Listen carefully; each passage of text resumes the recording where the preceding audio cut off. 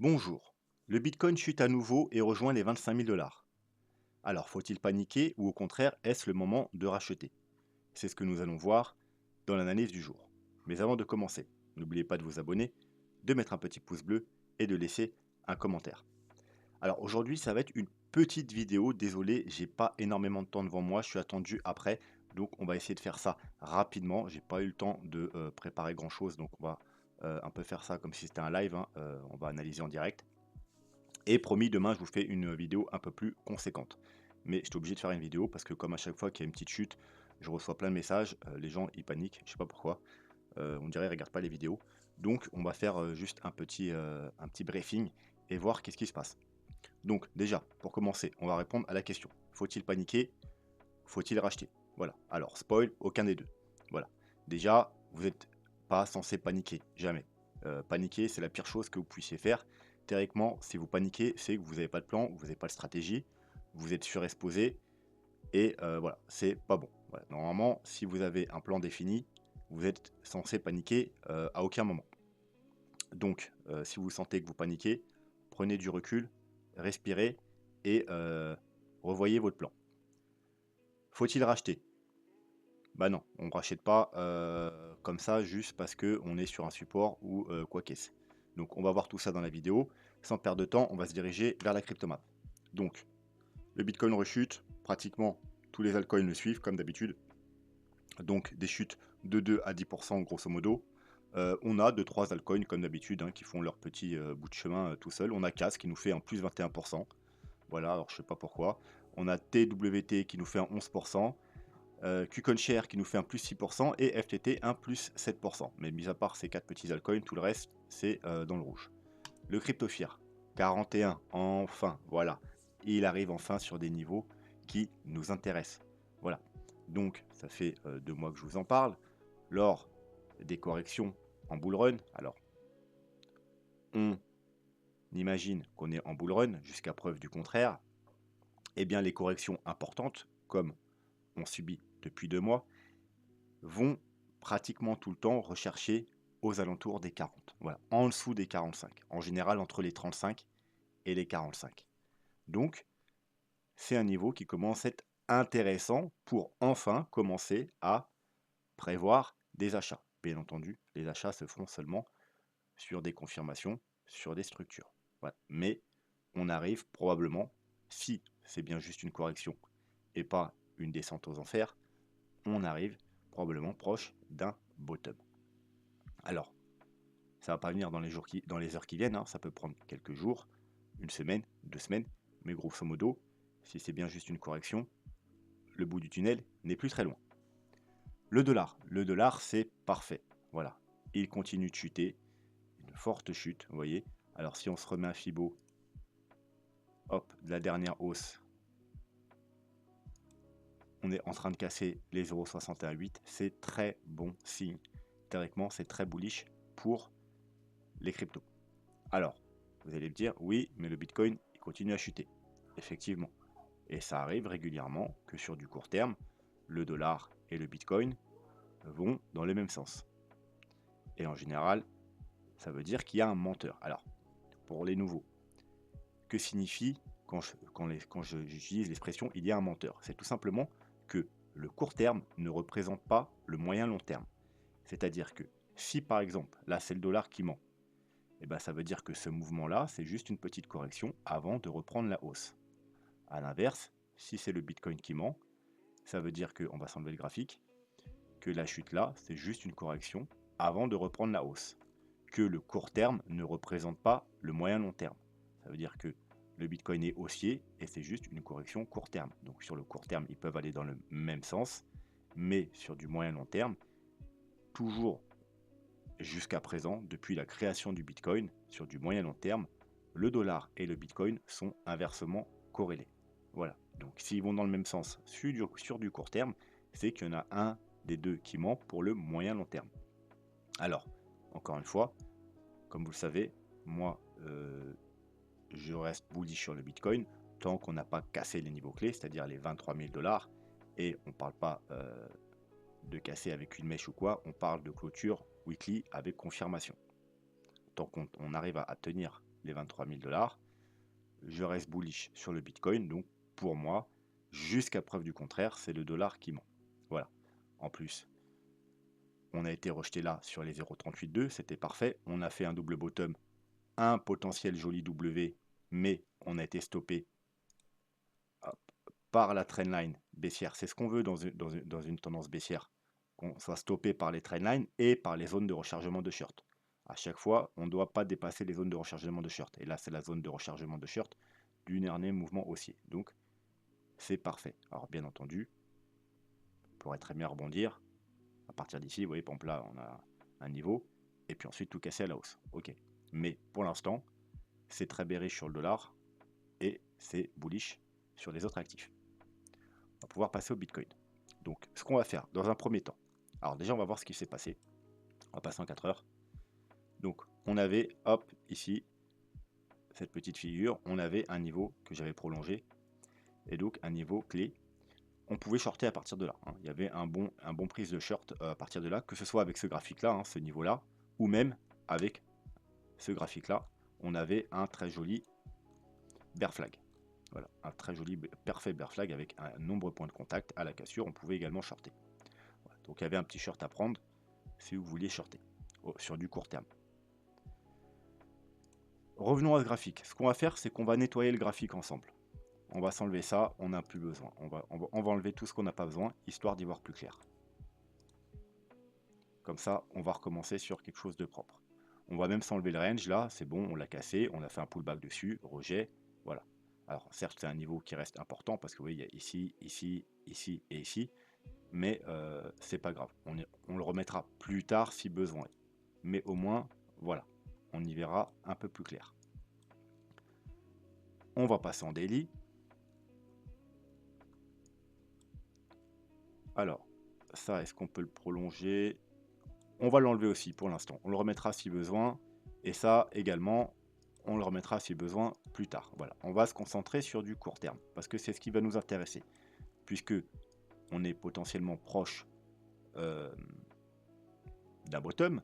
Ce qui va nous intéresser, c'est les structures court terme. Donc, court terme, on voit peut-être qu'il y a peut-être une petite trendline ici qui peut être intéressante.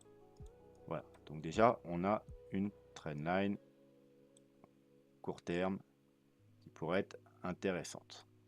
On va essayer d'aller voir sur le RSI si on a quelque chose également. Alors, est-ce qu'on a une belle trendline? Elle n'est pas très très belle, mais on a quand même quelque chose également. Donc ça pourrait être un retournement de tendance si on arrive à court terme à casser la trendline. Donc déjà là, on a également, vous voyez, maintenant le niveau ici. On a un niveau intéressant ici. Donc vous voyez, si on brise ce niveau, on brisera et la trendline et le niveau qui a fait support ici, ici et partout ici. Donc en gros, les 25 600 $. Ça va être le niveau à casser pour retourner la tendance court terme. Bien entendu, retourner une tendance court terme, ça ne nous dit pas que forcément la correction est finie, mais en tout cas court terme, ça nous annoncera probablement un rebond. Et on aura également une validation sur le RSI. Mis à part ça, en 4 heures, on n'a pas grand chose pour le moment. Alors, sur le RSI, on va s'enlever ça. Sur le RSI, vous voyez que on vient chercher la zone de survente. Et en général, quand on vient chercher, vous voyez comme ici la zone de survente, ou ici, ou quand on va un peu en dessous, on a souvent bien, un rebond. Au minimum, un rebond. Hein. Ça peut être un bottom, mais ça peut être juste un rebond. Comme ici, vous voyez, zone de survente, un rebond intéressant. Zone de survente, un rebond. Zone de survente, un rebond. Zone de survente, un rebond. Alors, c'est pas instantané. Hein. Des fois, on peut avoir une divergence. Ça veut dire venir en zone de survente comme ici, vous voyez, faire encore un plus bas, une divergence, ça veut dire faire un plus haut sur le RSI, et seulement ensuite, hop, faire une structure, une sorte de petit W, et ensuite avoir le rebond. Donc c'est pas parce qu'on touche à E que ça va repartir. Hein. On peut rebondir un peu, refaire un plus bas, et faire une divergence, et ensuite avoir seulement le rebond. Mais en général, quand on vient chercher la zone de survente, on est proche, à minima, d'un rebond. Et je parle bien d'un rebond, pas forcément d'un bottom. Donc ça, c'est pour le court terme. Ensuite, donc le plus long terme, hop. Alors, on arrive sur le support, le premier support intéressant, c'est-à-dire, on appelle ça, on va appeler ça le support weekly. C'est le support ici, vous voyez, avec la mèche ici, ici, ici et ici. Donc support très intéressant. En grosso modo, c'est le support des 25 000 $. Après, comme vous le savez, moi je suis pas extrêmement fan de support. Pour moi, je vous ai dit, si on vient chercher les 25 000 $, je pense qu'on va les casser. Il y aura probablement un rebond, parce qu'il y a potentiellement pas mal d'acheteurs sur les 25 000 $. Il y en a également qui vont défendre leur position, parce que je pense qu'il y en a aussi qui ont mis ceux qui sont entrés en trade peut-être un peu plus bas, ou là, ou même là-dedans. Probablement qui mettent leur stop un peu en dessous les 25 000 $. Donc il doit y avoir déjà de la liquidité à aller chercher, donc je vois pas pourquoi on n'irait pas la chercher. Et deuxièmement, il y en a qui vont défendre leur position, il y en a potentiellement qui vont racheter. Donc j'attendais effectivement une réaction sur les 25 000 $, aux alentours des 25 000 $, mais pas un bottom, parce que c'est trop facile. Si tout le monde attend un niveau qui est visible par tout le monde, on a une correction, on casse un niveau, on fait un pullback, on revient sur les 25 000 $, tout le monde achète, et puis ensuite on part to the moon. C'est très rare quand ces choses-là arrivent. C'est pour ça qu'en général, quand il y a un niveau trop voyant, trop pertinent, eh bien, j'en suis pas trop fan. Mais ça, je vous l'avais dit déjà depuis plusieurs semaines. Donc déjà, c'est pour ça que je vous dis, pas forcément le bon moment d'acheter. À part peut-être les traders court terme. Là, oui, parce que il y aura potentiellement un rebond. Donc bien entendu, si vous descendez dans les petits time frames, hein, on a vu que le 4 heures pour l'instant, il n'y a pas grand-chose. On est peut-être en train de faire, vous voyez, un rounding bottom, quelque chose en rond. Hein. On a la même chose, on a vu qu'il y avait à peu près la même chose sur le RSI. Puis en plus, on est en zone de survente, vous voyez, une sorte de rounding bottom. Donc effectivement, on pourrait avoir un rebond, ou alors un plus bas et après le rebond. Mais potentiellement, ce sera juste un rebond. Donc les traders court terme, pourquoi pas, pour prendre le rebond. Mais pour ceux qui veulent choper le bottom de la correction, il faudrait attendre des plus hautes confirmations, voire même des confirmations daily.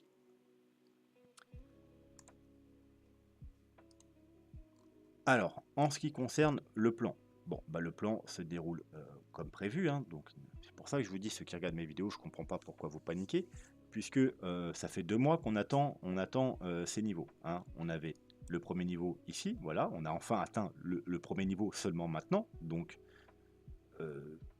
je comprends pas pourquoi vous paniquez, puisqu'on attendait ces niveaux depuis 2 mois.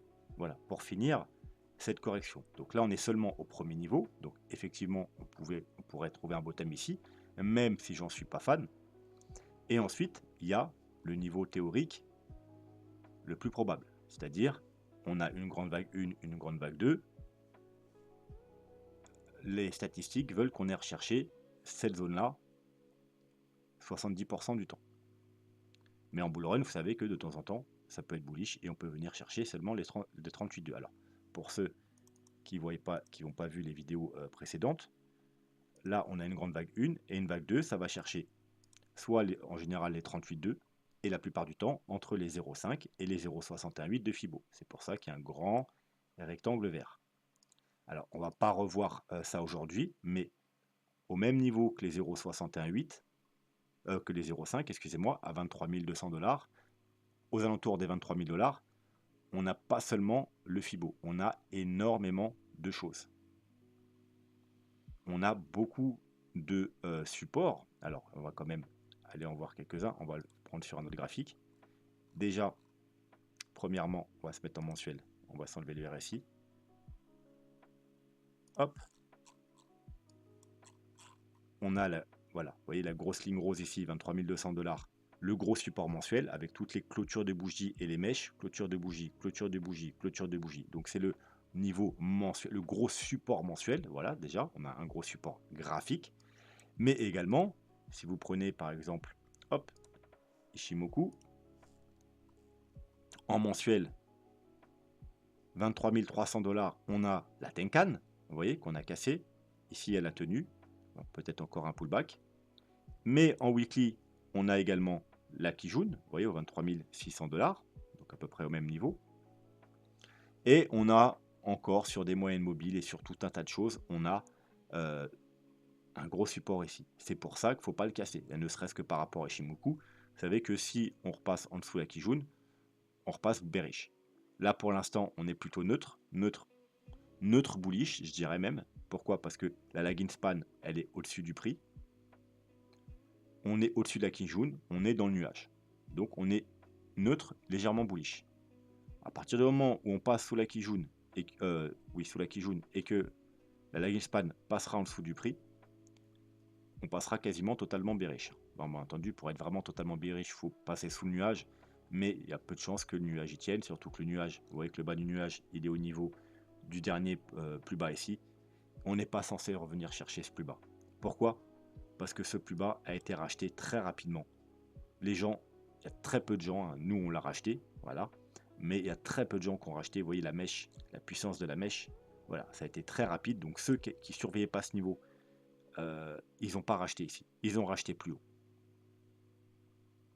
Donc on n'est pas censé donner l'occasion aux gens de rentrer dans le train qu'ils ont loupé aux 19 000, entre les 19 000 et les 20 000 dollars. C'est pour ça que si on y va, ce sera probablement pour casser ce niveau. Voilà. Et c'est pour ça qu'il vaudrait mieux éviter de casser les 23 000 dollars en weekly, bien évidemment. Et que si on casse les 23 000 dollars, eh bien, je serai beaucoup moins bull que maintenant. Je serai même plus bear que bull.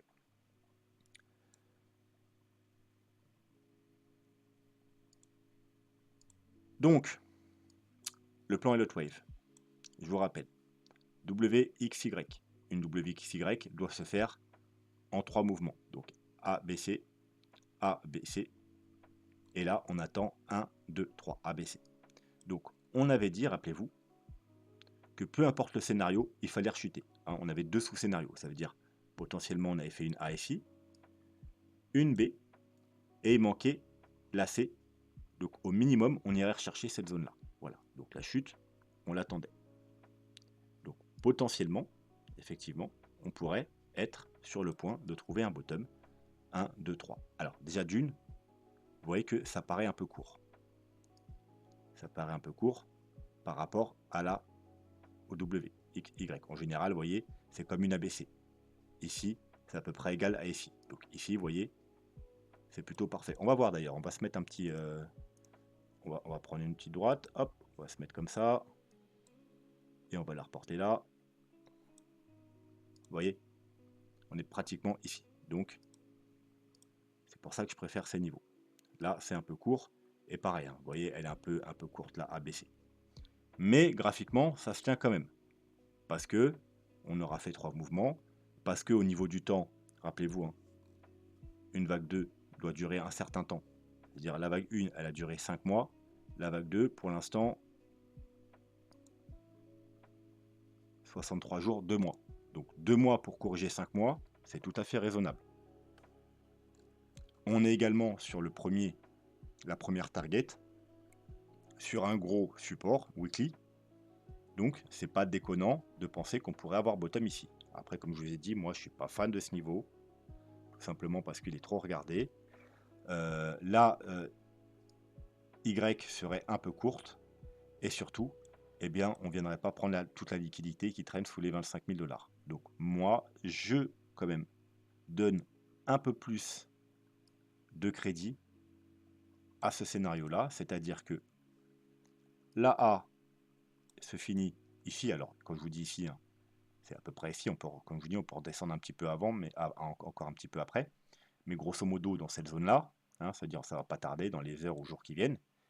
Ensuite, le rebond, le fameux rebond des 25 000 dollars, pour aller chercher, eh bien, alors là, on va se mettre un petit Fibo. On va essayer d'être précis. Hop. Donc, bah, on n'a pas le bottom encore, hein, mais pour l'instant, on va mettre avec le bottom qu'on a. Donc, probablement, alors si on n'est pas bullish, seulement les 0,382, sinon les 0,5, 0,618, voire même, mais ça m'étonnerait quand même, les 0,786. Moi, je vois plus, comme je vous avais dit la dernière fois, vraiment dans cette zone-là, entre les 0,382 et les 0,618. Donc on va mettre au milieu, on va mettre au 0,5. Donc rebond, hein, tout le monde pense, aïe, c'est bon, on a été chercher les 25 000 dollars, on va to the moon. Et ensuite, eh bien non, boum, rejet. Et on fait la dernière petite vague baissière pour aller chercher notre niveau favori au 23 000 aux environs des 23 000 $. Voilà. Moi, c'est mon scénario préféré. Ça ne veut pas dire que c'est celui-là qui va arriver, mais voilà. On pourrait, comme je vous dis, trouver un bottom ici, même si j'y crois pas trop. C'est pour ça que on va quand même surveiller ce qui va se passer dans les heures qui viennent, et que s'il y a des possibilités d'entrer en trade, hein, puisqu'on a déjà la localisation, il nous manque une structure, une confirmation d'indicateur. Donc si on a une structure et une confirmation d'indicateur, on essaiera quand même de prendre un trade. Ce sera un trade court terme du coup, mais ça ne veut pas dire que vous ne pouviez pas prendre un trade long terme sur une configuration court terme. Ou prendre des profits dans les zones où il faudra prendre des profits pour le court terme, et ensuite laisser, par exemple, juste un take profit 1, au lieu de prendre des gros profits ou de clôturer votre trade, vous prenez juste un take profit 1, et tout le reste, vous laissez au cas où on aurait trouvé un bottom. Pour ceux qui veulent faire, pas un trade, mais des achats long terme, qui veulent racheter le bas de cette vague 2, vous avez deux possibilités. Soit vous commencez un petit DCA dès maintenant.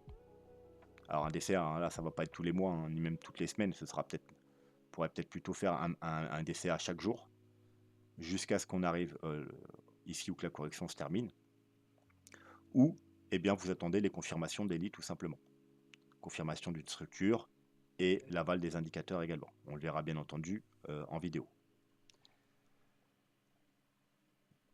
Voilà, c'est à peu près la seule chose qu'on peut faire, c'est attendre des structures dans les petits time frames pour les traders et des structures sur les plus gros time frames et des confirmations bien entendu pour ceux qui ne veulent pas trader mais seulement acheter la vague 2 pour profiter ensuite eh bien, de la vague 3, 4 et 5.